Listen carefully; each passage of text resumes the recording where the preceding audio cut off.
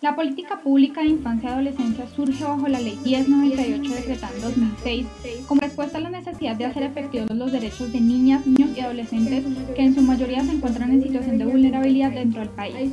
Adicionalmente, esta ley es una respuesta a la Ley 56 de 1988 y el Decreto 2737 de 1989.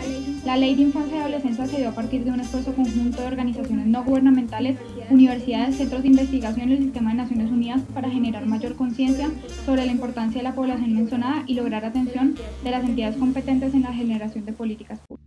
A partir del enfoque de corrientes múltiples de John Kingdom, es posible hacer un análisis de la política de infancia y adolescencia a partir de la idea de las tres corrientes: reconocimiento de problemas, construcción de alternativas, proceso político, que permiten que la ventana de oportunidad se abra y posteriormente la política pública se desarrolle.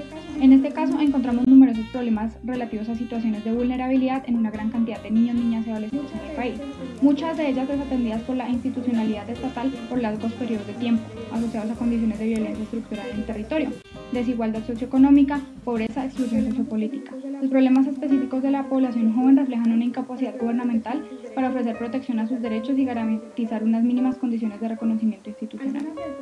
Algunas de estas problemáticas son: maltrato infantil en los hogares. Más de 2 millones de niños y niñas son maltratados en sus hogares anualmente. Cobertura escolar. En Colombia hay 12.400.000 niños en edad escolar, pero tan solo 7 millones asisten a la escuela. Trabajo informal. 10 de cada 14 niños desempeñan oficios categorizados dentro del sector laboral informal, vulnerando su derecho a la educación y en muchos casos a la vida. Embarazo adolescente asociado al alcohol. 1 de cada 5 madres adolescentes han quedado embarazadas por conductas asociadas al alcohol. Mortalidad. Colombia ostenta uno de los niveles de mortalidad más altos del mundo entre jóvenes, mientras que en Europa la mortalidad es de 0.9 y en Estados Unidos es del 11%, en Colombia la mortalidad alcanza una cifra del 18.4%. Si bien hay medidas judiciales para procesar y castigar a quienes vulneran los derechos de los niños, las medidas han demostrado ser insuficientes. El 40% de los jóvenes procesados son reincidentes, tan solo el 6% del presupuesto se invierte en la población. Finalmente, en materia de educación superior, tan solo el 7% de la población termina graduándose de la universidad. Estos problemas generaron que la atención se volcara en el reconocimiento y protección de los niños, niñas y adolescentes. Según Kingdom, los procesos políticos son entendidos como dinámicas de confrontación y balance de poder. Permiten reconocer el rol de las organizaciones no gubernamentales, las cuales hicieron notorio el problema de la vulneración de derechos, haciendo énfasis específico en problemas críticos como la desnutrición y en existencia de garantías de salud. Todo esto con mayor relevancia en la mayoría de países africanos y algunos de América Latina. En Colombia específicamente se presta más atención a esta población con la Constitución de 1991, donde son reconocidos una serie de derechos y deberes para la regulación y situación de niños, niñas y adolescentes dentro del país. Teniendo en cuenta lo anterior, se plantearon 3 alternativas basadas en 4 criterios de selección. Estos criterios están fundados en la valoración y adecuación que tienen las alternativas respecto a los resultados últimos buscados a partir de la implementación de la ley y del reglamento que hace la misma sobre estrategias puntuales para abordar los distintos problemas diagnosticados en la primera infancia. Se plantearon 3 alternativas. Alternativa 1. Vinculación a programas de atención para restablecimiento de derechos vulnerados. Alternativa 2. Estudio del entorno familiar e identificación de elementos protectores y de riesgo para vigencia de derechos. Alternativa 3. Concientización a padres o personas responsables del cuidado del niño, niña o adolescente sobre cumplimiento de obligaciones que la ley les impone, las cuales son evaluadas a partir de 4 criterios. 1. Protección y restablecimiento de derechos vulnerados. 2. Convivencia pacífica en el orden de la familia y social. 3. Existencia de condiciones materiales del ejercicio de derechos. 4. Existencia de condiciones inmateriales del ejercicio de derechos, cultura de respeto y dignidad de valores humanos. Teniendo en cuenta las cifras y los informes evaluativos realizados por UNICEF, aunque es claro que ha habido avances sustanciales en el mejoramiento de la calidad de vida y en la reducción de índices de bienestar de la población infantil y juvenil, aún existen factores de vulneración que impiden una realización e implementación plena de las metas y resultados buscados con la ley y las políticas públicas que esta reglamenta. Factores como la brecha entre el desarrollo rural, el desarrollo urbano, así como las lógicas de reclutamiento forzado y de violencia estructural, cultural y directa propia de las lógicas del conflicto armado en Colombia, hacen difícil avanzar en la cobertura y la profundización de los programas existentes para garantizar plenitud de derechos y reconocimiento moral a la población infantil y juvenil. Ello propone nuevos retos y abre nuevos espacios de trabajo articulado entre proyectos de política pública para la nación, donde se busque el alcance de las metas propuestas y se haga efectivo el mandato de la ley por medio de estrategias nacionales que busquen atender las condiciones de vulneración asociadas al poder y legitimidad del Estado en el territorio bajo su jurisdicción. Para ello no solo bastará con la promulgación de aparatos legislativos que intenten normalizar una situación de facto, se ve influida por otros problemas como el subdesarrollo rural, el conflicto armado, si no se hace necesario voluntad y mecanismos institucionales que aborden los problemas en su dimensión compleja e interrelacionada a partir de las características propias de las localidades que en mayor vulneración de derechos infantiles y juveniles se observan. Gracias a la confluencia de las tres corrientes del desarrollo del proceso, permite que se abra la ventana de oportunidad para la redacción y estructuración de una política pública enfocada a la población infantil y juvenil. Durante el desarrollo de la política pública intervienen diferentes actores quienes perciben distintas circunstancias problemáticas y actúan a partir de sus propios intereses. Dentro de los más relevantes se encuentran el Estado, niñas y adolescentes, los padres y las familias y el Instituto Colombiano de Bienestar Familiar. Partiendo del análisis institucional de Elinor Ostrom, fue posible identificar algunas instituciones y normativas, formales e informales, que actúan como entes reguladores en todas las etapas y procesos de la política pública.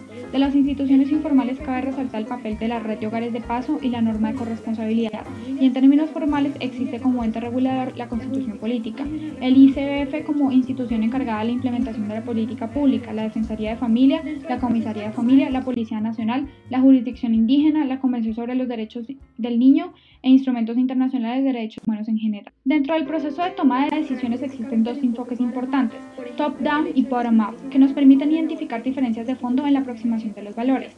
Aunque esta política tiene, en su mayoría, características del enfoque bottom-up, por ejemplo, el hecho de que su análisis esté enfocado en la labor que desempeña el Instituto Colombiano de Bienestar Familiar como ejecutor de la política, más que en los formuladores del gabinete de gobierno, y da lugar a la posibilidad de participación con la integración de las madres y hogares sustitutos para los menores huérfanos, es también posible encontrar algunos rasgos autoritarios propios del enfoque top-down, ya que, aunque existe la participación en alguna medida, esta participación está controlada por decisiones autoritarias, lejos del cuestionamiento o posibilidad de cambio. Es por esto que se habla de un enfoque mixto como el adecuado para analizar de una manera precisa la toma de decisiones dentro de la política pública de infancia y adolescencia. A partir de diferentes indicadores estadísticos y teniendo en cuenta las variables que se plantearon en los fines, objetivos, componentes y actividades de la política, se analiza el estado de la implementación en términos de resultados. El desempleo en los jóvenes es del orden del 18%. 10 de cada 14 jóvenes se ubican en el sector informal.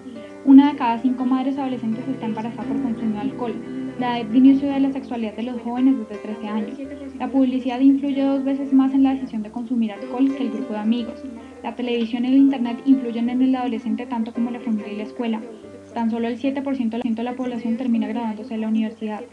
2 millones de niños y niñas son maltratados al año en sus hogares. En los últimos años se reportaron 30.000 casos de abuso sexual contra menores. El promedio de escolaridad en los jóvenes es de 7.5 años. 3.3 millones de jóvenes se emplean en los trabajos del hogar. Sin excepción, las áreas en las que mueren más niños y niñas precozmente se presentan también en las mayores deficiencias de educación y las peores condiciones de higiene. Se gastan en castigo con 94% del presupuesto y en prevención el 6%. El 40% de los jóvenes procesados son reincidentes. En términos generales, la Ley de Infancia y Adolescencia no tuvo mayores opositores entre los encargados de implementarla. Sin embargo, hubo un hecho particular que es importante notar, dado que pudo haber llevado a la no aprobación de esta ley. Un año antes de su promulgación, los oponentes decidieron retirar el proyecto de ley, aun cuando este ya había aprobado en el debate del Senado.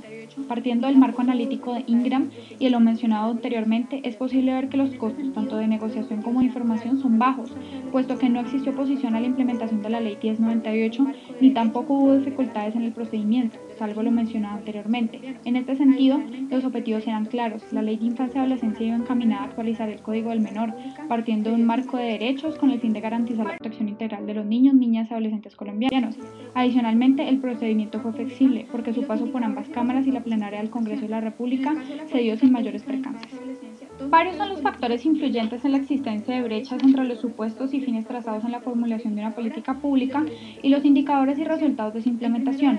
En el caso de la política pública de infancia y adolescencia, 2 factores políticos son relevantes para comprender la brecha entre los resultados presentados por las instancias verificadoras y los horizontes trazados en la planeación. El primero de ellos es relativo a los factores de definición técnica tanto del problema como de los instrumentos e indicadores de medición. Tal brecha de definición antepone una dificultad sintetizada en la capacidad de mesurar eficazmente a partir de instrumentos de metodología cuantitativa aspectos de la conducción humana, dentro de los cuales elementos de la materialidad objetiva interactúan con elementos del origen sustantivo de la percepción. Un ejemplo de esta es el obstáculo para definir áreas relativas al bienestar integral de los niños, niñas y adolescentes en edad escolar, como son la calidad educativa, la armonía familiar, con índices como la tasa de alfabetización en niños por rango de edad, los grados de escolaridad alcanzada por una población infantil específica, los índices de violencia familiar, entre otros. Aunque dichos índices reflejan un alto o bajo alcance del éxito en temas como la cobertura escolar o bajo índices de violencia familiar, no dan cuenta cabal de las realidades que pretenden ser mesuradas. Estas dificultades de decisión están asociadas y articuladas a otros factores políticos, económicos e institucionales relativos a la aparición de externalidades negativas que dificultan el proceso de implementación de la política pública.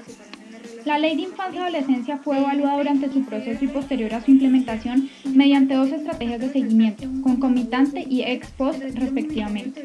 Durante el proceso se encontró que hubo una coordinación entre las instituciones que participaron en la realización de la política, DNP, ICF y el Estado colombiano. Sin embargo, es importante resaltar que aun cuando no hubo opositores, el retiro momentáneo del proyecto de ley dio pie a pensar que este tema no era relevante para el gobierno en ese momento. Para evaluar la Ley 1098 luego de su implementación, se tuvieron en cuenta programas que se desarrollaron partiendo de esta. Así, el Plan Nacional para la Niñez y la Adolescencia y el Proyecto para la Infancia de 0 a Siempre permiten ver que se ha tenido en cuenta los lineamientos jurídicos, éticos y sociales que establece la ley. Para efectos de este análisis se tendrá en cuenta únicamente el proyecto de 0 a Siempre como referente de evaluación para conocer el estado actual del resultado de la política. La atención integral para los niños disminuye con relación al aumento de edad de los menores. Los problemas identificados y a tratar por este proyecto concuerdan con muchos de los percibidos durante la formulación de la Ley 1098. Entre ellos se reconocen el embarazo temprano, la falta de atención integral en casos de vulnerabilidad y las graves cifras de desnutrición crónica en menores. Además, dado que este proyecto se encamina hacia una población objetivo determinada, niños entre 0 y 5 años, reconoce unos problemas particulares tales como una gran cantidad de niños sin vacunación, bajo peso al nacer y los bajos índices de lactancia materna. Teniendo en cuenta los objetivos expuestos en la Ley 1098, el proyecto de 0 a Siempre reconoce que los niños son sujetos de derechos y por lo tanto merecen atención enmarcada dentro de una gestión efectiva. Como respuesta a las problemáticas identificadas, el proyecto plantea un desarrollo integral para la primera infancia con el fin de garantizar salud, protección, un medio ambiente favorable y que los niños se sientan acogidos, escuchados y tenidos en cuenta, aportando a la construcción de su identidad y apropiándose de sus derechos. Teniendo en cuenta como uno de los lineamientos más importantes de la política pública garantizar atención integral, sobre todo en momentos de vulnerabilidad, el proyecto de 0 a Siempre hace especial atención en aquellos momentos en que las madres y los menores requieren de mayor asistencia. De acuerdo a los principios rectores que establece la Ley 1098, el proyecto determinó unos lineamientos técnicos a partir de los cuales desarrolló estrategias puntuales para atención de la primera infancia. Entre ellos hace parte una perspectiva diferenciada, formación del talento humano para la atención integral de la primera infancia y entornos adecuados, seguros e inexcluyentes. Además, es importante resaltar que los lineamientos están divididos según la competencia de cada institución. Uno de los resultados más significativos que arroja la gestión del proyecto es la cifra de niños que han sido atendidos integralmente como consecuencia del trabajo en conjunto del Ministerio de Protección Social, las alcaldías y el ICBF.